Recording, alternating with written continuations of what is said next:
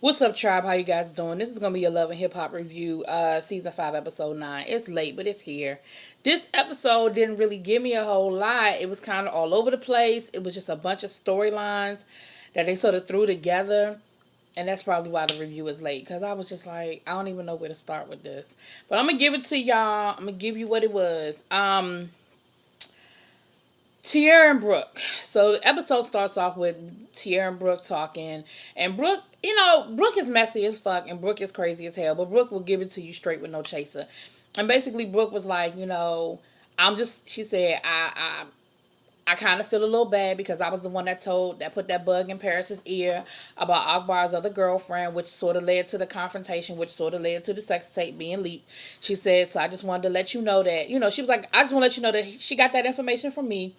Um, she said, but honestly, I just got to be real with you. Like, what's good? Because after the sex tape leak, the reason why so many people are questioning your story is because you posted on social media with you back over his house, laid up in his bed and shit.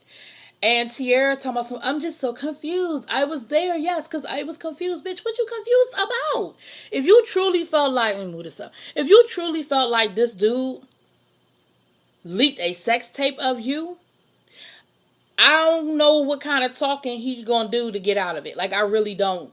I don't know what kind of talking you think he's gonna do to get out of it. And so she moving forward with the lawsuit and all that good stuff. And Brooke was like, I know, man, you not all that tight, but I would love to be there for you, out of support, sister solidarity and all that good stuff. And of course, Tierra was there for it. But one thing I have an issue. Well, I got a lot of issue with that. But one thing I thought was interesting is that Brooke talking about she feel responsible. Paris was feeling bad. That she felt like she opened up this bag of worms. Nobody seems to be feeling bad or guilty except for Tierra. And I'm not saying Tierra deserved what happened to her. That's not even what I'm saying at all. All I'm saying is, Tierra,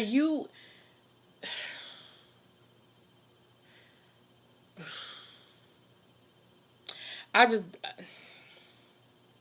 I don't know what to believe, y'all. I really don't. I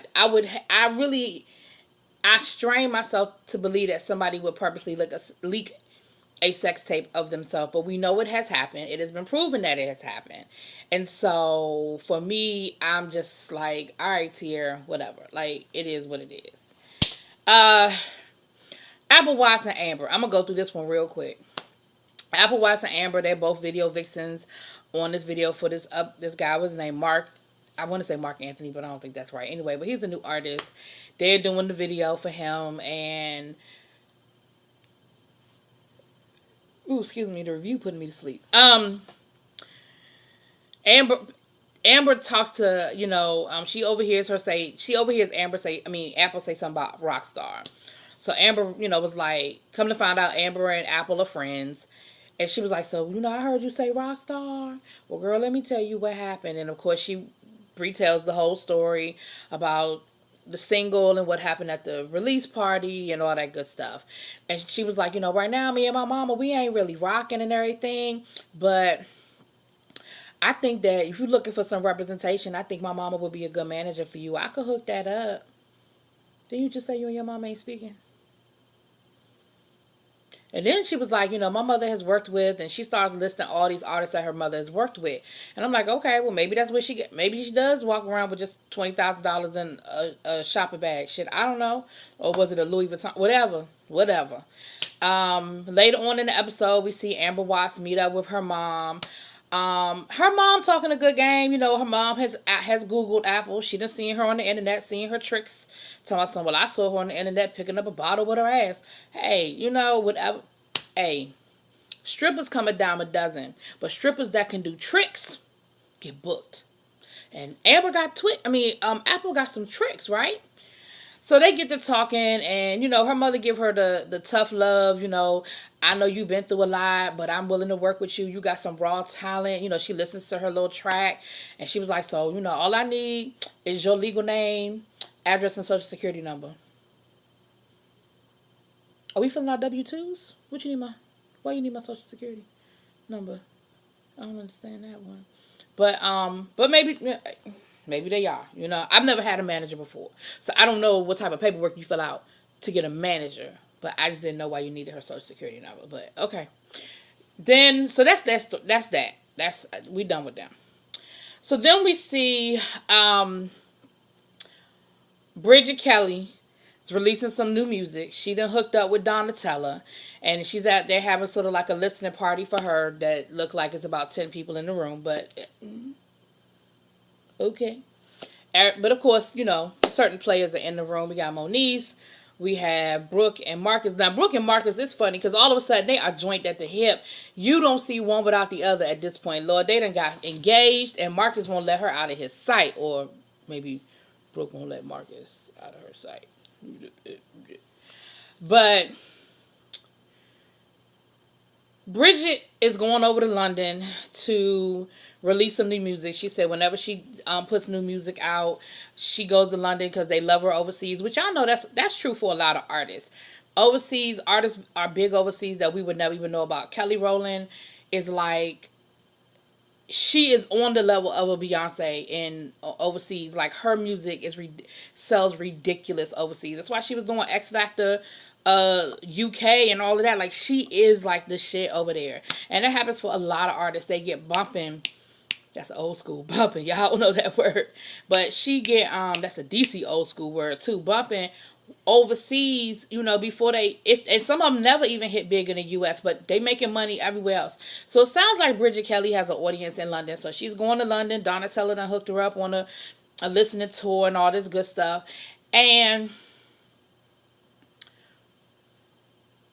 she's like, yeah, she booked a 8-room flat for me, so I'm going to bring some friends. So she invites Moniece. I'm jumping ahead, but it's going to be Moniece, Tierra Marie going, I said Bridget Kelly, Brooke, Paris done invited Nikki. How you bringing guests to London? It's one thing to bring add on to brunch. How you gonna bring an add on to London? But y'all know they do one of these trips, so this is their trip. And I really think, I haven't looked at every season of Love and Hip Hop Hollywood, but but I don't remember them ever doing a big trip before. So maybe they finally got that in their budget, you know. We have, excuse me, y'all. Oh gosh, I don't know why I always do this. So anyway, I apologize. So then we have Moniece talked to Jay Will. One thing I cannot stand is a motherfucker who can't stand in they shit. Jay Will, you retold that story to Moniece, which a lot of us do. We will retell the story to make ourselves look good. A lot of people do it, I know. But you made it seem like, first of all, you invited La Britney to that damn audition. Who the fuck invites the competition to an audition? I don't know if you were just that arrogant that, I know it's a storyline, but I don't know if you were just that arrogant that you thought it doesn't matter who else I bring with me, I know I'm the shit. And had you shown up as Candy, the gig was yours. Had you shown up as Candy, oh yeah, La Britney going to London too. How the fuck that happened, I don't know, but whatever. So, but you showed up as Jay Will because you wanted to do something new. And you even admitted to Moniece, Pride might not have been the best time to bring out Jay Will. Then you can't be mad at Mr. Ray and his crew for not wanting you as Jay Will. You admitted yourself that probably wasn't your best move. Then you made it seem like La Britney just swooped in and took your shine. Then you made it seem like you weren't rude or disrespectful to the judges. Like, it didn't matter who else auditioned. They wasn't going to get that shit to you after the way you acted. Honey. So, of course, Moniece gives you advice based on your version of the story. So now Moniece is all like, yeah, that's fucked up. She wrong. She shouldn't accept the gig. If she were a real friend, she would turn it down. Who the fuck turning down money? We all out here struggling. Don't nobody know who the fuck La Britney is? Do y'all know? Because I don't know. So she got offered a gig that you invited her to come and audition for. It wasn't like she rolled in behind your back. You called her and said, girl, I'm auditioning for Pride. I think it would be a good look for you. Why don't you come on down? You were wrong. And you can't be mad at La Britney for taking the gig. Now, I'm all about ride or die. I'm all about being there for your friends. But for real, in this situation, I don't think LaBrittany, and I ain't even know LaBrittany fan, but I don't think LaBrittany is wrong. Because you fucked up that audition, and you invited her to the audition, so why wouldn't you want her to take the job? Anyway, so that was that conversation. Then Moniece is talking to Rockstar. Rockstar is such a fucking asshole. Oh, he irritated my soul in this episode more than anything else, cause especially about the way it ended. I'll get there in a minute. But he basically let everybody know that he done had sex with Moniece, because he's ignorant that way. Moniece said she wants to work on a single. He was like, sure, come on down to the studio. You know how he do. He like, she ain't got the worst voice in the world. I've heard her sing. They've known each other for a long time because Moniece and his stepsister are like best friends or something like that. So they've known each other forever. All right, so there's that. So then Tierra, and Moniece, when Moniece was talking to Brooke, Brooke was like, I think right now Tierra doesn't really have anybody in her corner.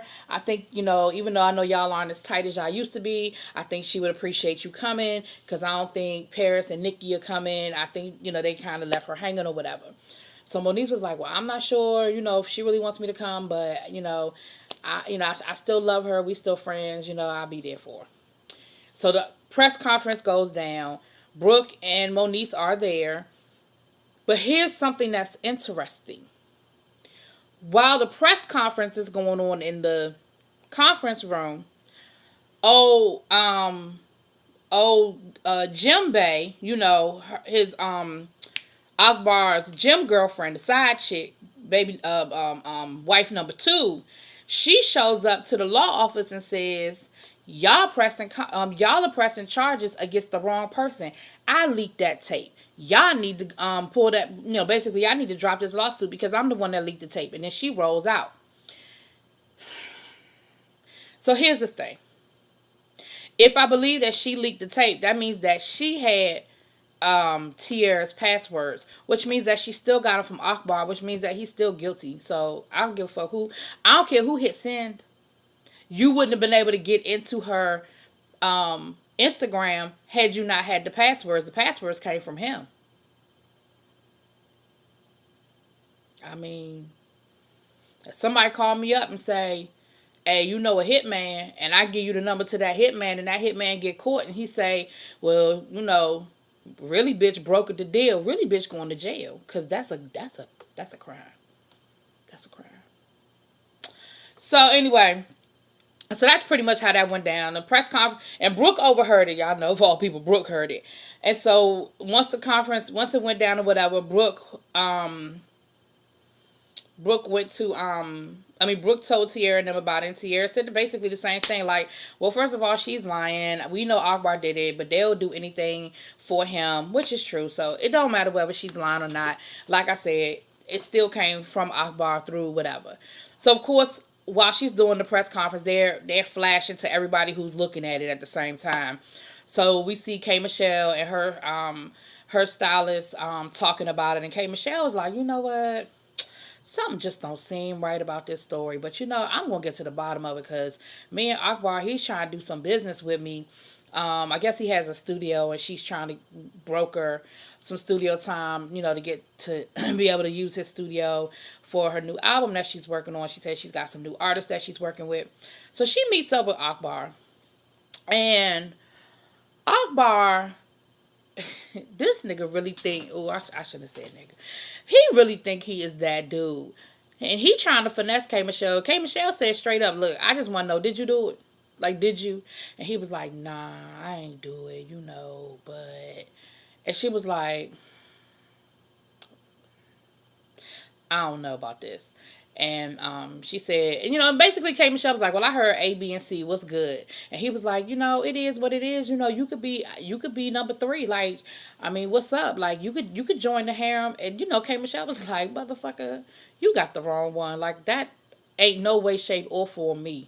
And so, he was like, well, I had to shoot my shot.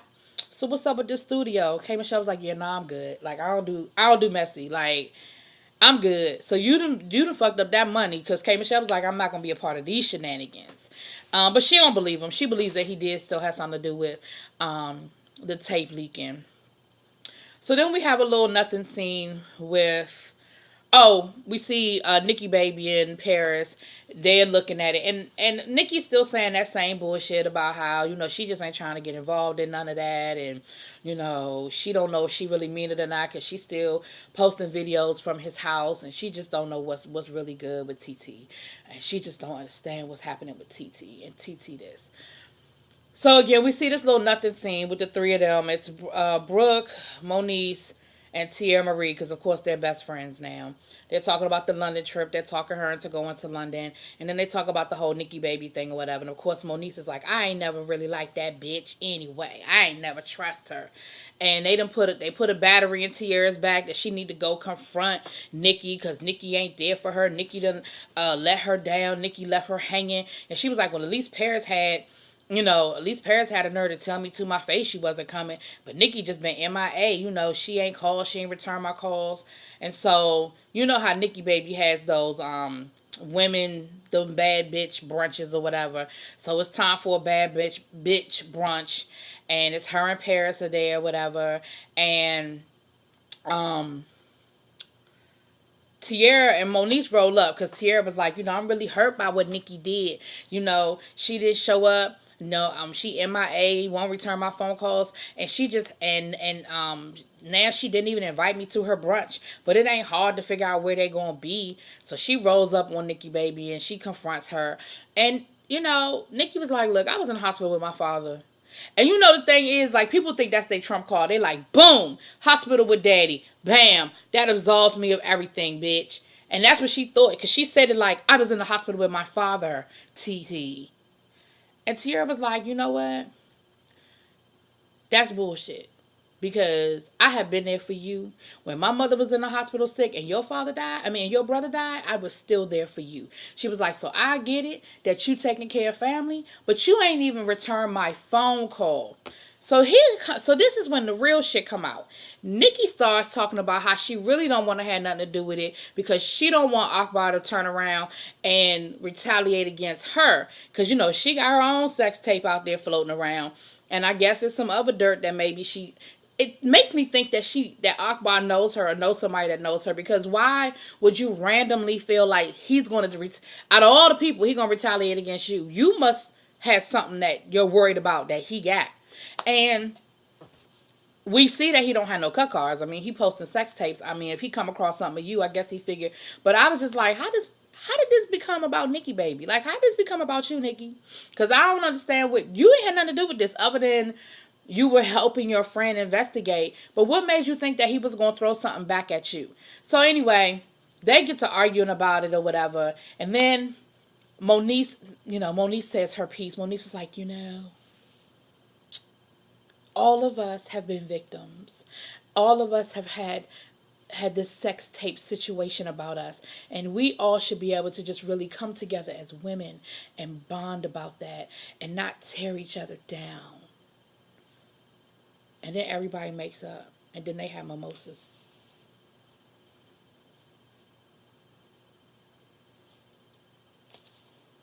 Yep, that's what happened. So Jay Will confronts LaBrittany, and it goes exactly how you would expect it to go. Jay Will, first of all, he keeps talking about these followers like that's the end all be all. Talking about something. She don't have as many followers as me. It's always the followers, the followers, the followers. That ain't the end all be all. Somebody that have enough followers. That's what the fuck. What does that have anything anyway? So he confronts LaBrittany, and then they get into a skirmish. In the words of Alexander Rogers. Of course, security broke it up. It wasn't really no big nothing. LaBrittany was like, I'm going to London anyway, so you can have that gig. I don't give a fuck. I'm going bigger and better things. Like, how dare you come in here? You sound like you mad. You sound like you got an attitude. And of course, Jay Will was like, if you was my friend, you wouldn't do the show. Brittany was like, what? What are you talking about? What? But for real, like she said, I'm going to London. I can't do it no way. She was like, it wasn't even for no major gig. Like, when things like Pride happen, there are always parties. There are things everywhere. But you have your high-end connected events, and then you have your, it's Pride weekend, I want to have an event at some hole in the wall. I'm going to have a cabaret somewhere. That's another word, cabaret. That's another old school for y'all. And so that sound like that's what it was, because she was like, it ain't even on La Brea. So I'm not a LA person, so I guess that meant something. Then we have the final scene, and this is where I don't know how I feel about this scene right here, because I honestly feel like this is another example of reality meeting reality TV. Moniece and Rockstar in the studio. Moniece is singing a song Rockstar gave her, and she's not really doing a great job. She's nervous. She's already, you could tell she's already feeling some kind of way, and she's a little nervous. Brooke comes in. She had invited Brooke to come down, or did Brooke invite herself? Don't really remember at this point. But Brooke comes down, and Brooke is trying to help her find her key, I guess. I don't think Brooke was being malicious. I don't think Brooke was trying to take her song. I don't even think Brooke came down there to get in the studio. I mean, to get on the mic. I think she really came down there to support Moniece. I honestly do. But Rockstar being his petty self, he's being his same. He's such a fucking asshole. So then they get her. They tell her to go back. They try to help her find her key, and they tell her to go back in the booth. Moniece is starting to feeling some kind of way. She's starting to feel like Brooke is there to take her song, that Brooke came there, on some shady shit to take her song. But again, I don't think she did. Moniece basically has a panic attack. And you can tell it's real. You can always tell it's real when they show you the producers and they go behind the wall. You saw the producers, you saw the cameras, you heard them calling 911. They didn't know what to really do for her, but she looked like she was having a legitimate, like in real life, panic attack. And this is probably what her Instagram post was referring to, because about a week, I talked about it on my roundup. About a week or so ago, she posted an Instagram post where she basically talked about her having panic attacks and having to go into the hospital, and how, things just being on the show has just really messing with her mental health. She's been asked to be released from her contract. They won't release her, and she's just begging to be released from her contract. She's begging them to let her out. And so Rockstar the whole time is clowning her, talking about she faking, talking about it's not real, talking about, look, she gonna get up any minute. Look at her. And I'm like, you can't believe this is fake. Like, this woman is really truly having, like, you can look at her and see that she is really truly having a break. Something is wrong. And they end up, because he was like, look, I bet you she won't get on the ambulance. I bet you she ain't gonna get on the ambulance. And he is straight clowning her. And Brooke is like laughing with him, but not really trying to laugh with him. But he making jokes and she's laughing at him. And so they take Moniece away in the ambulance. And Rockstar was like, so what we gonna do? I mean, you want to get on the track? I mean, you here.